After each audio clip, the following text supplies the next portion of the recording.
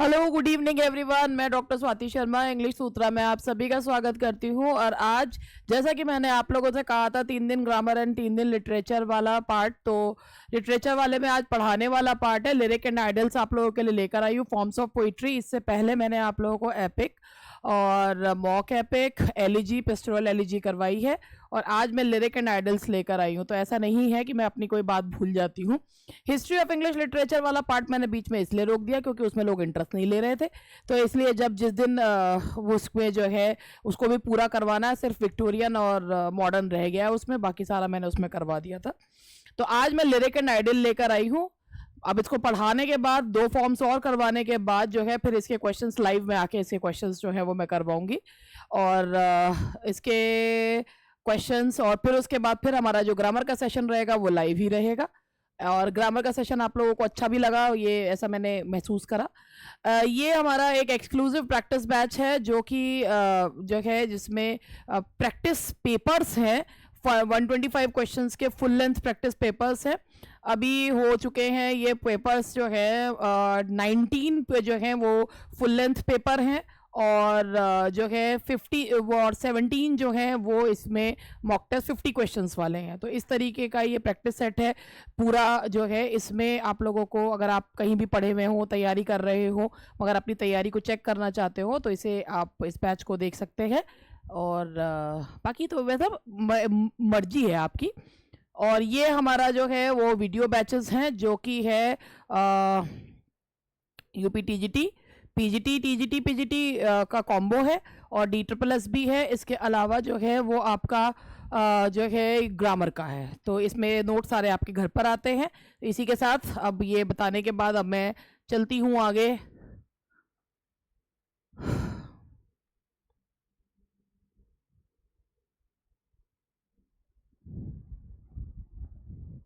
आज मैं आपके लिए फॉर्म्स ऑफ पोइट्री में लिरिक एंड आइडल जो है वो लेकर आई हूँ।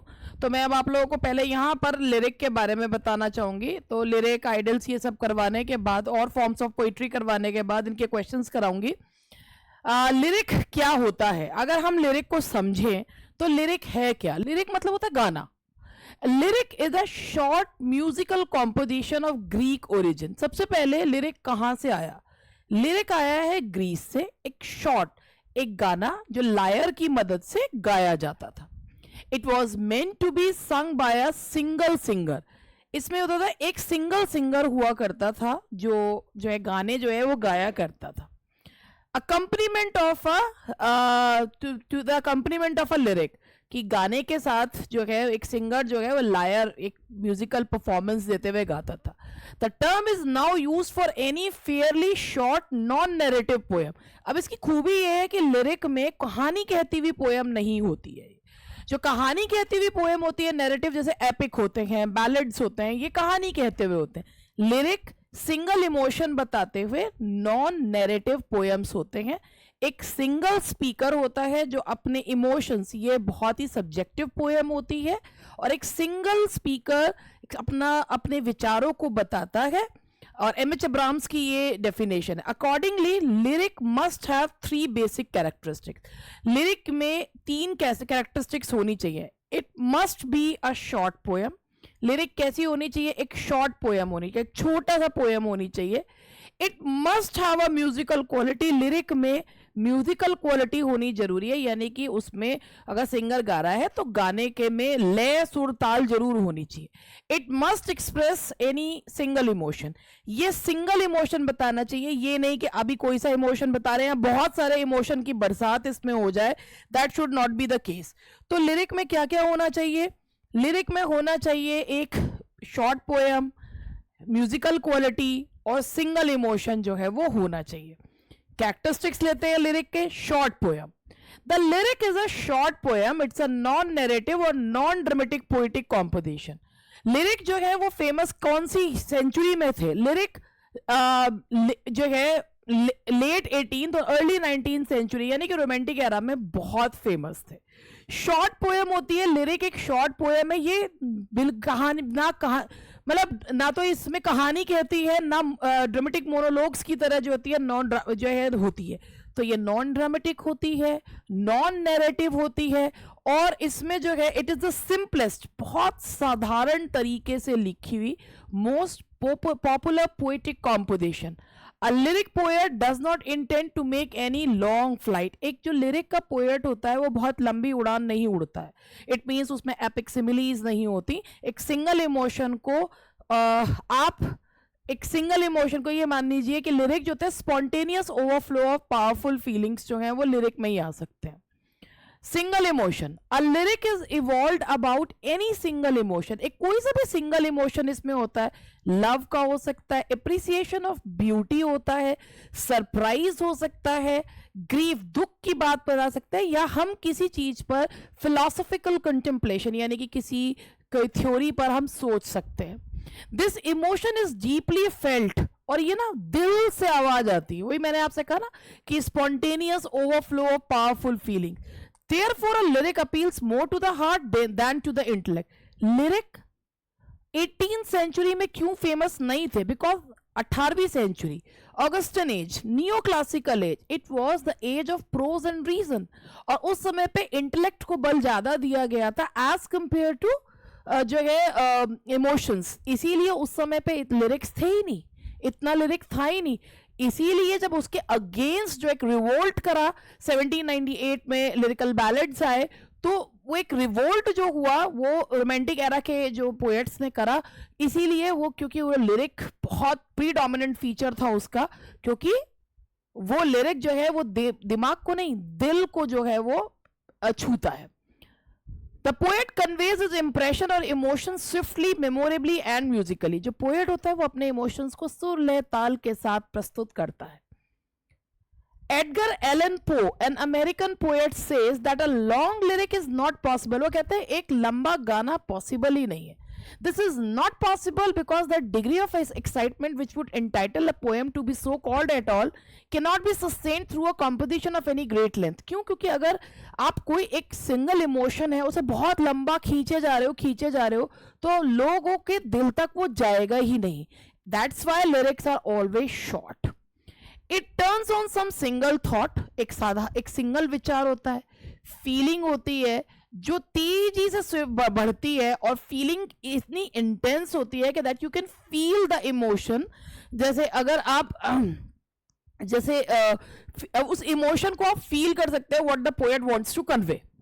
और ये जो थिंग है, और feeling which it can not be impersonal और मेमोरली, तो ये पर्सनल फीलिंग्स जो हैं वो दिखाई जाती हैं। Musical quality, originally a lyric was sung in accompaniment of a lawyer.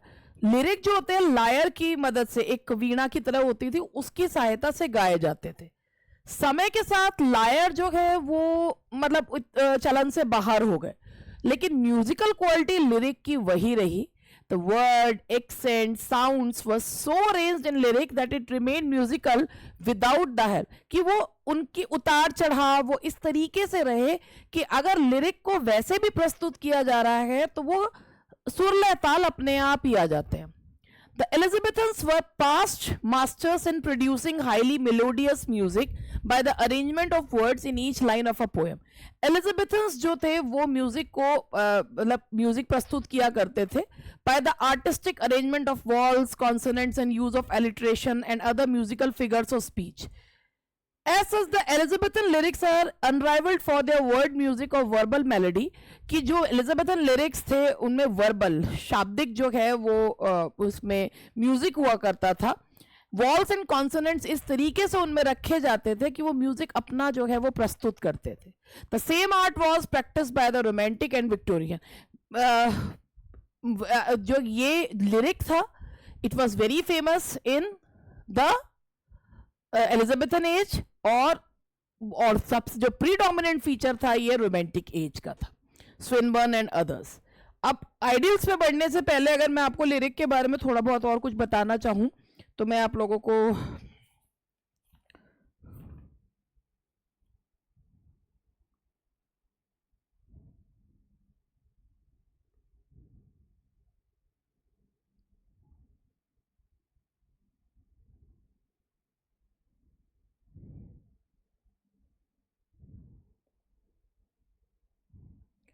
हाँ जी, मैं यहाँ पर एक क्वेश्चन जो है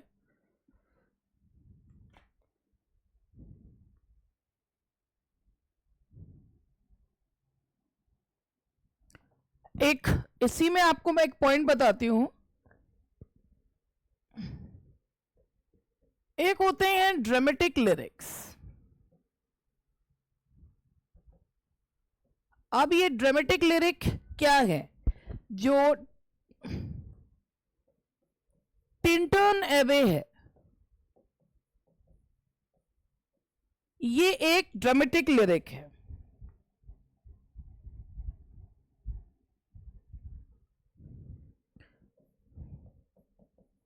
In it, the lyric speaker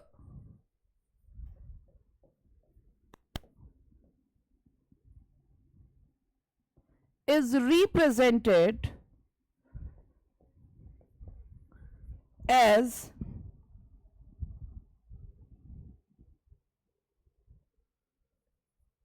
addressing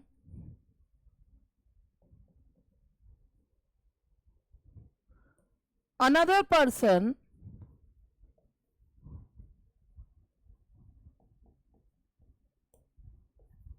in a specific situation.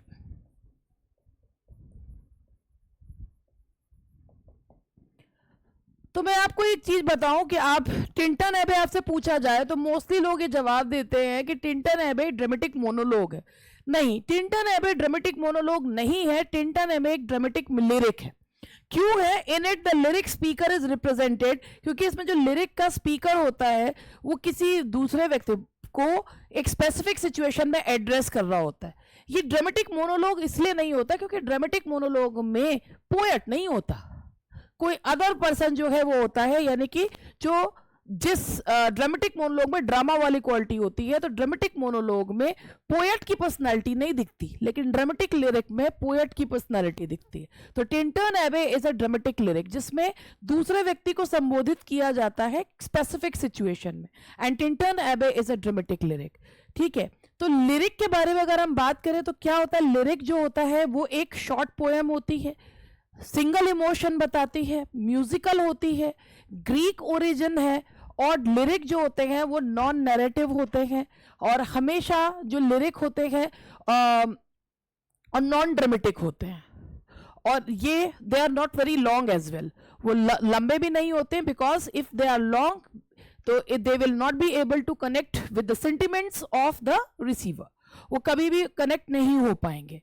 तो लिरिक की ये क्वालिटीज हैं जो मैंने अभी आपको बताई। ठीक है जी, तो ये तो हुए लिरिक पे का पॉइंट। अब हम आगे बढ़ते हैं। अब मैं आपको आइडल्स के बारे में बताना चाहूंगी कि आइडल्स क्या होते हैं। The origin of idyll. Idyll, पहले इस वर्ड को अगर हम लें तो आइडल का जो मतलब है वो है क्या? जो रिलेटेड टू पेस्टोरल पोएम्स। ठीक है, pastoral. The origin of idyls also may be traced back to the short poetical composition of the Greek poet Theocritus। यानी कि जो idyls हैं वो भी इनका origin क्या है? ये ग्रीस है, इनका origin ग्रीक origin है। तो idyls जो है वो एक short poetical composition होते हैं, और किसने जो है कहा, मतलब किसको जाता है इसका श्रेय? थियोक्रिटस को जाता है।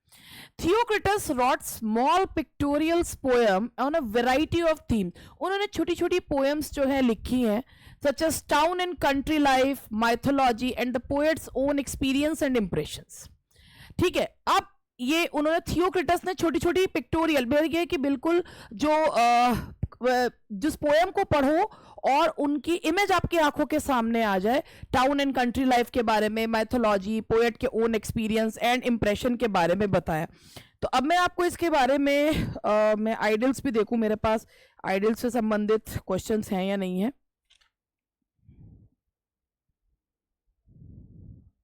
है तो भाई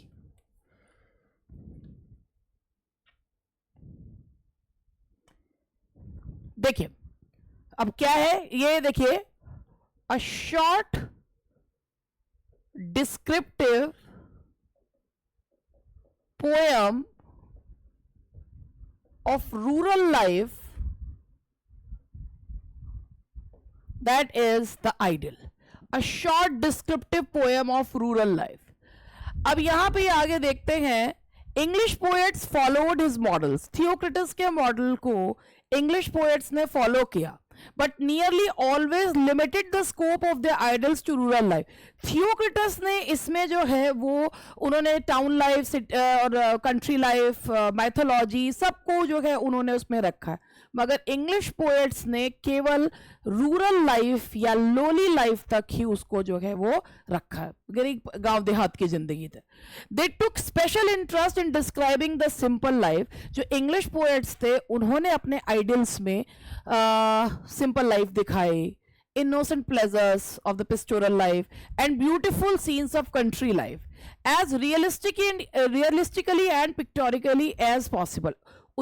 पिक्टोरियल क्वालिटी दी, मगर उन्होंने इसमें वैरायटी ऑफ थीम्स जो है वो नहीं रखी।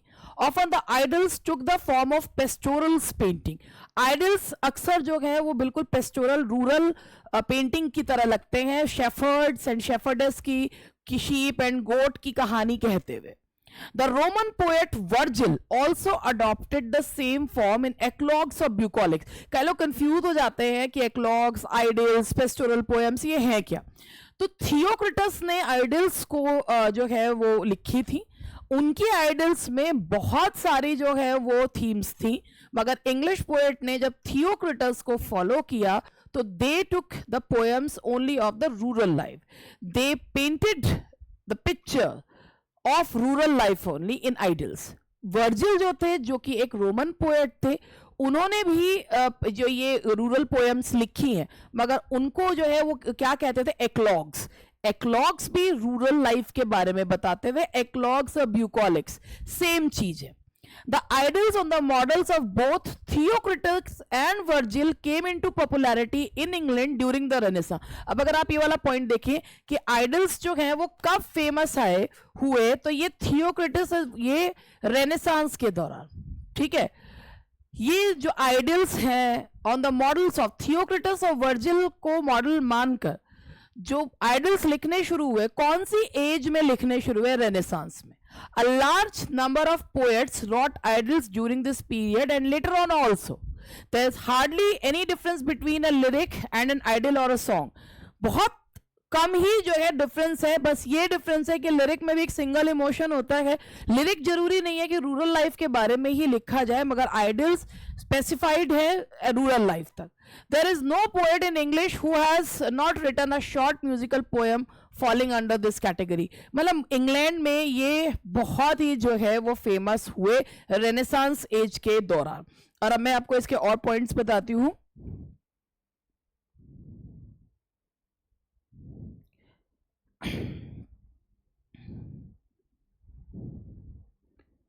जैसे इसका ये है, अगर हम यहां पे ही देखें कि ये क्वेश्चन मेरे पास ये है, who is the first writer of idyls in Greece।